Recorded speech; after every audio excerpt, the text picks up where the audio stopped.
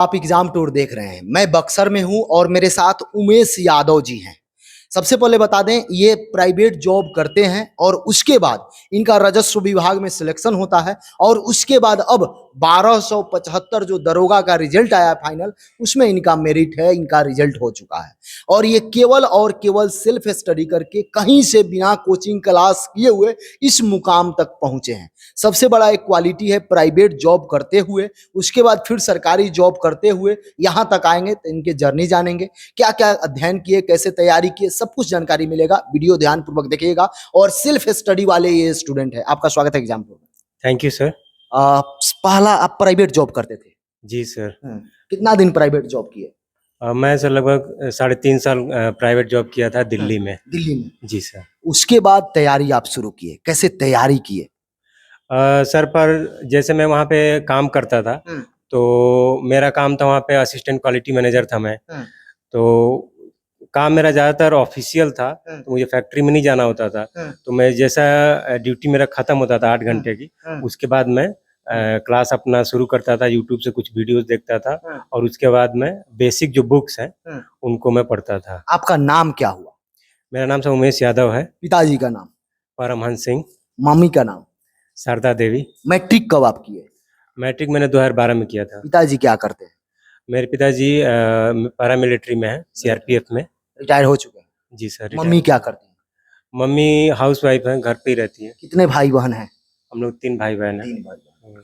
और बड़े भाई लोग कोई जॉब में हैं? हाँ, बड़े भैया असिस्टेंट इंजीनियर है झारखंड गवर्नमेंट में, और बीच वाले जो भाई वो बैंक में है, और मैं अभी फिलहाल बिहार दरोगा में। मतलब सब लोग सरकारी जॉब में हैं? जी सर। सब लोग। एक बात बताइए, जैसे आप जॉब में रहते हुए इस मुकाम तक पहुंचे, कैसे तैयारी किए? स्टार्टिंग में सर दिक्कत होता था, क्योंकि नया नया था। मैं फूड बैकग्राउंड से था, मैंने फूड टेक्नोलॉजी किया हुआ है और साथ में डेयरी टेक्नोलॉजी भी किया था हरियाणा से। वहाँ पे कॉलेज है राष्ट्रीय डेयरी अनुसंधान संस्थान, तो वहाँ से मैंने बीटेक किया था। उसके बाद मेरा प्लेसमेंट हुआ था केवेंटर्स कंपनी में, तो मैं दिल्ली में था। तो वहाँ साथ साथ रह रह के मुझे लगा कि क्योंकि मैं बिहार से हूँ, तो हमारे बिहार में सरकारी जॉब को, हाँ सरकारी जॉब को ज़्यादा डबल स्टार मिल जाए तो उसका बात। हाँ, तो इसी वजह से मुझे भी लगा कि प्राइवेट से मुझे गवर्नमेंट की तरफ जाना चाहिए, और यही एक मोटिवेशन का कारण भी बना, जो मैं लगातार जॉब के साथ मतलब तैयारी कर पाया। स्टार्टिंग कब से किए? कोरोना काल के बाद से? ग्रेजुएशन कब हुआ पहले बताइए। मेरा ग्रेजुएशन हुआ था जून 2019 में। कहाँ से किए थे? National dairy research institute Karnal Haryana से। 19 से? 20 से तैयारी शुरू किए या 19 से लग गए? कब से तैयारी शुरू? पहले तो मैं 1 साल नया नया जॉब मिला था, सैलरी अच्छी थी, प्लेसमेंट हुआ था, तो पहला साल तो मेरा मौज मस्ती में ही गया और जॉब करता था। और उसके बाद जैसे ही कोरोना आया, तो उसमें क्या हुआ कि हमारी कंपनी ने वर्क फ्रॉम होम कर दिया। तो वर्क फ्रॉम होम कर दिया तो मुझे एक पढ़ने का मौका भी मिल गया। काम तो करना पड़ता था, बट मुझे घर से ही काम करना था, तो एक थोड़ा सा आने जाने का जो टाइम बच जाता था, तो इस वजह से वो वर्कलोड थोड़ा सा कम हो गया। तो मैं जून 2020 से मैं इस कंपटीशन फील्ड में आ गया, और स्टार्टिंग में मैं बीपीएससी की तैयारी करता था। मैं बीपीएससी की वजह से ही आया था इसमें, बट बीपीएससी 67 मेरा पीटी निकला था, बट मेंस नहीं हो पाया था। 66 भी मेरा पीटी निकला, बट मेंस नहीं निकल पाया। मेंस इस वजह से भी नहीं निकल पाया क्योंकि उस टाइम मेरे दूसरे एग्जाम होते थे, और मेरे दिमाग में ये भी था कि अगर बीपीएससी नहीं हुआ, कोई ना कोई ना हो जाना चाहिए। इस वजह से मैं वनडे एग्जाम की तरफ भी ज्यादा झुकाव था।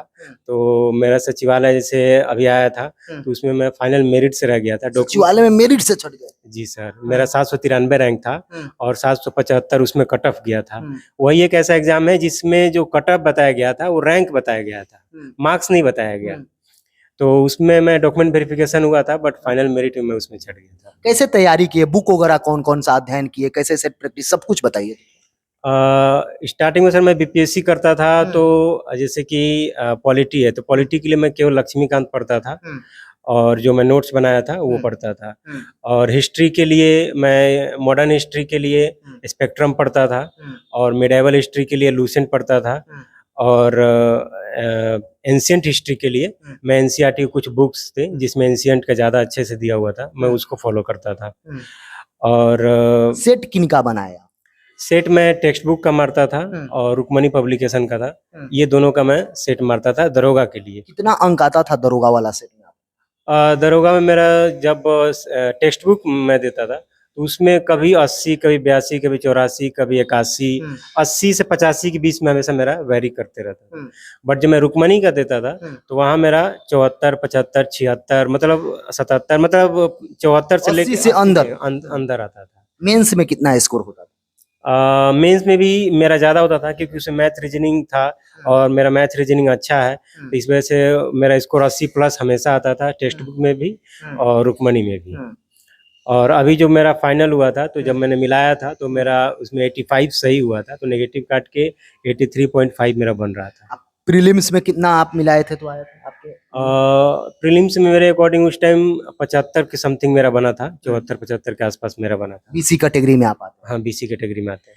और इसके बाद जो आप नोट्स की बात कर रहे हैं, नोट्स कैसे बनाए थे? नोट्स एक्चुअली क्या होता सर कि जैसे मैं एग्जाम का पैटर्न को देखता था कि बीपीएससी का अलग डिमांड है, सचिवालय का अलग था और दरोगा का अलग। साथियों, ऑफिसर एकेडमी लेकर के आए हैं मिशन बिहार दरोगा। हमें ऐसे 50 जुनूनी बच्चे चाहिए जिनके सर पर सवार है बिहार दरोगा का भूत, जिनका पहला प्यार है वर्दी और वर्दी के लिए वो दिन रात एक करने को हैं तैयार। तो ऑफिसर एकेडमी ढूंढ रहा है आप सब में से 50 ऐसे हुनर बच्चों को। हम उनको पूरी तैयारी कराएंगे ऑफलाइन में, फ्री में। ज्यादा जानकारी के लिए नीचे दिए गए फॉर्म को फिल कीजिए और नीचे दिए गए नंबर पर संपर्क कीजिए। पूरी तैयारी निःशुल्क। अगर आप में है जुनून तो वर्दी का सपना पूरा कराएंगे हम आपको साथ मिलकर। बहुत बहुत धन्यवाद। दरोगा में से मिसलेनियस भी आता है, तो मिसलेनियस के लिए तो मैंने नोट्स नहीं बनाया क्योंकि लूसेंट के पीछे मिसलेनियस का 20 पेज दिया हुआ है, विविध वाला, तो वहां से मैं कवर कर लेता था। और जैसा रहा कि मैथ रीजनिंग, तो मैथ्स के लिए मैं RS अग्रवाल फॉलो करता था और रीजनिंग के लिए मैंने रुक्मणी का एक ले रखा था, तो वहां से मैं कवर कर लेता था। और नोट्स आपका जो बताए थे, क्या बीपीएससी वाला नोट्स था या दरोगा के लिए कुछ अलग तैयार किए थे? नहीं सर, दरोगा के लिए मैंने अलग से तैयार नहीं किया था। मैंने बीपीएससी का जो नोट्स बनाया था उसी नोट्स को पढ़ा। और दरोगा के लिए मैंने ज्यादा बुक को मैं स्टैंडर्ड बुक पे नहीं गया, स्पेक्ट्रम पॉलिटी पे नहीं गया, लक्ष्मीकांत पे नहीं गया। मैं उसके लिए करंट अफेयर के लिए जैसे स्पीडी पढ़ता था और बाकी ज्योग्राफी और हिस्ट्री पॉलिटी ये सब के लिए मैंने लूसेंट फॉलो किया और अपना नोट्स जो बनाया हुआ था बीपीएससी के टाइम। स्टैंडर्ड बुक पे नहीं छुआ मैंने, स्टैंडर्ड बुक केवल मैंने बीपीएससी की टाइम ही छुआ था, उसी समय और उसी के लिए मैं पढ़ता था। करंट के लिए क्या करते थे थोड़ा बताइए? करंट के लिए जैसे दरोगा के लिए है तो मैं केवल स्पीडी, बट उसको मैंने 4 बार पढ़ा। मैं बुक हमेशा कम रखता था बट उसको ज्यादा से ज्यादा पढ़ता था। ये नहीं कि 4 बुक ले आए, करंट अफेयर की 5 बुक ले आए, बाकी सब्जेक्ट की 3-4 बुक ले आए। एक सब्जेक्ट का एक ही बुक, बट उसको मैं कई बार पढ़ता था। साइंस के लिए क्या करते थे? साइंस के लिए मैंने यूट्यूब पे एक मैडम थी, उनसे मैंने नाम बता सकते हैं? नाम था उनका काजल मैम था, तो वहां से मैंने पढ़ा था और उनका मैंने पूरा नोट्स बना लिया था और वहीं से मैंने कंप्लीट कर लिया था। तो वहाँ मुझे, क्योंकि मुझे बायोलॉजी में दिक्कत था तो इस वजह से मैंने वहाँ से नोट्स बना के, क्योंकि फिजिक्स केमिस्ट्री तो मेरा अच्छा था क्योंकि मैं साइंस बैकग्राउंड से हूँ, तो बायोलॉजी के मैंने वहाँ से बना के और साइंस मैंने वहाँ से किया था। फिजिकल कैसे किए थे? बक्सर में ही फिजिकल किए थे कि पटना वगैरह कहीं गए थे? सर एक्चुअली मेरा राजस्व विभाग में हो चुका था फरवरी में ही, तो उस टाइम मैं बक्सर आ चुका था। दिल्ली से मैं बक्सर फरवरी में ही आया था। तो जैसे ही मैं आया तो उस टाइम मेरा ऑलरेडी एक फिजिकल था फॉरेस्ट दरोगा का, 14 फरवरी को लखनऊ में। फॉरेस्ट दरोगा उत्तर प्रदेश। कितना सीट था उत्तर प्रदेश वाले में? 701 था। उसमें आपका सिलेक्शन हुआ? हाँ, और उसमें जो मेंस में बुलाया गया था रनिंग के लिए, उसमें 2 गुना बुलाया गया था, 1400 लोगों को बुलाया गया था। तो वहाँ भी मेरा फिजिकल पास हो गया।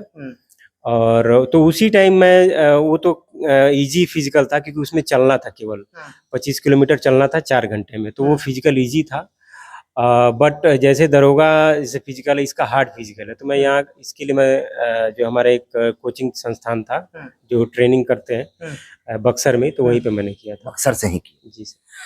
टाइम टेबल कुछ था क्या? आपको 5 घंटा पढ़ना है, 4 घंटा डेली पढ़ना है, या 7 घंटा पढ़ना है, या इसी तरह जब मन किए नौकरी करके आए पढ़ने लगे? कुछ टाइम टेबल था क्या?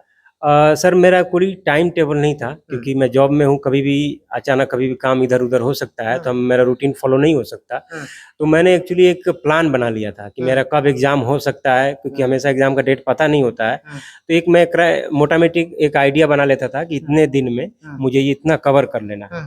इतना कवर करना है, तो मैं एक प्लान बनाता था, उसके अकॉर्डिंग में मंथली, वीकली और डेली का टारगेट।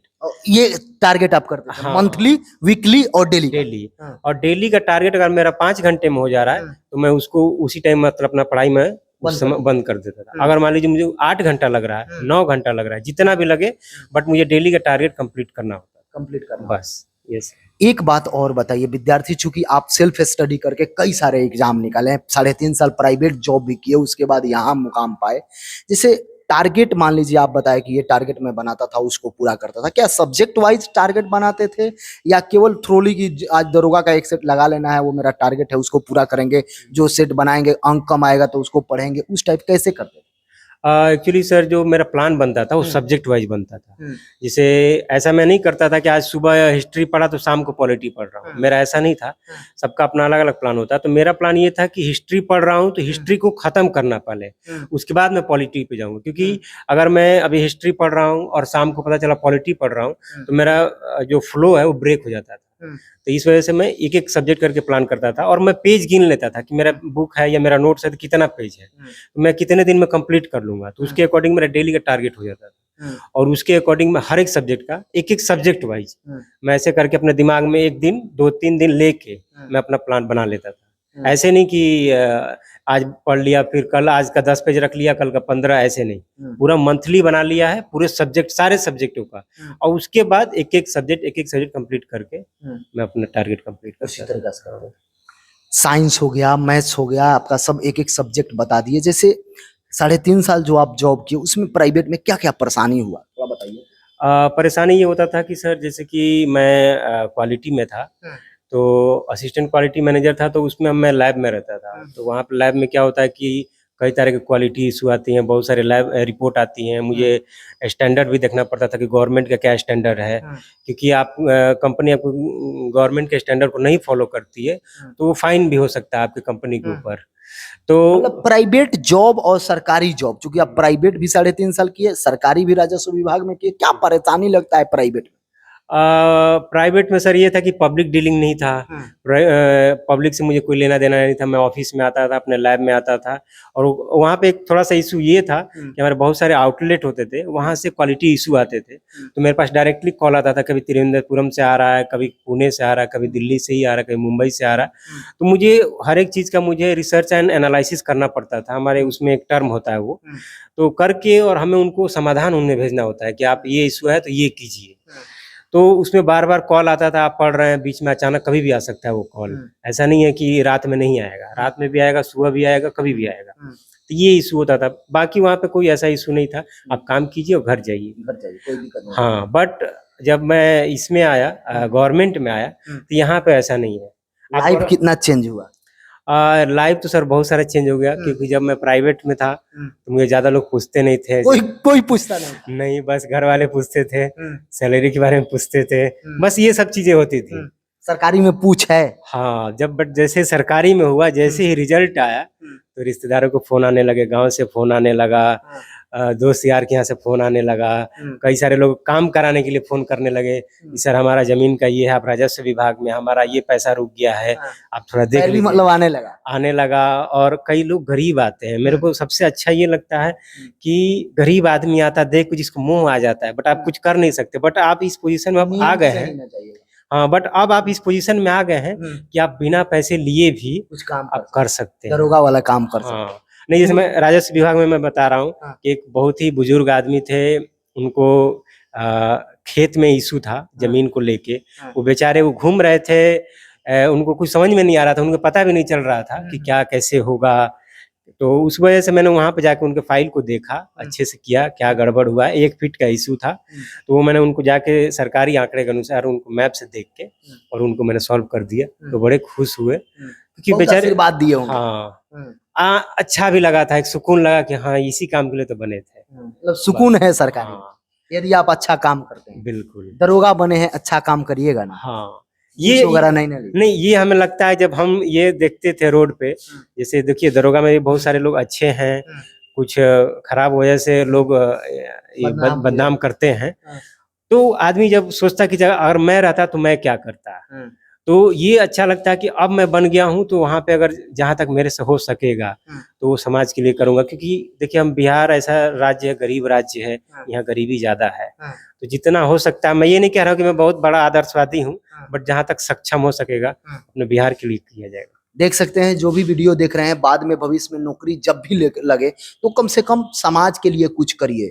जो उस तरह का बुजुर्ग लोग जाते हैं अपना काम लेकर, सब कुछ ताक पर रखकर, अपना व्यवहार से उनका काम कीजिए, उनको आदर कीजिए ताकि उनको भी सम्मान मिले। क्या सुझाव करिएगा? बहुत सारे विद्यार्थी इस बार छट गए, आगे 2000 वैकेंसी भी आ रहा है, क्या बताइएगा? चूंकि आप प्राइवेट, सरकारी और फिर सरकारी में आए हैं, क्या बताइएगा? देखिए सर, मैं तो यही कहना चाहूँगा कि उम्मीद मत तोड़िए। सबसे बड़ी बात कि आप लकी हैं कि फिर से आपको जल्दी ही 2000 वैकेंसी आ रही है। क्योंकि जैसे 2020 में जब फॉर्म आया था, उसके बाद डायरेक्ट 2023 में आया है, 3 साल का गैप लगा है। बट अभी जो लोग अगर बाई चांस फेल हो गए हैं तो निराशा तो होती है, बट आप ज़्यादा दिन तक निराश होने की जरूरत नहीं। आप जल्दी से इससे उभरें और जल्दी से लगें, क्योंकि 2000 प्लस नौकरी आ रही है। आप उसी जुनून के साथ लगिए। इस बार सीट भी ज़्यादा है और आप पहले से तैयारी किए हुए हैं, तो आपको ज़्यादा मेहनत करने की जरूरत उतनी नहीं पड़ेगी। बट आप उम्मीद मत तोड़िए, बस आप लगे रहिए, हो जाएगा। जो भी दरोगा की तैयारी करते हैं या किसी भी कॉम्पिटिटिव एग्जाम की तैयारी करते हैं, अपना प्रश्न जरूर कमेंट सेक्शन में कमेंट करेंगे। मैं प्रयास कर रहा हूं कि जितने भी विद्यार्थी हैं, कहीं कोचिंग क्लास नहीं किए हैं और केवल सेल्फ स्टडी किए हैं, उनका मैं लगातार इंटरव्यू करूं ताकि जो विद्यार्थी परेशान है उसकी परेशानी दूर हो सके। समय देने के लिए बहुत बहुत धन्यवाद। Thank you sir.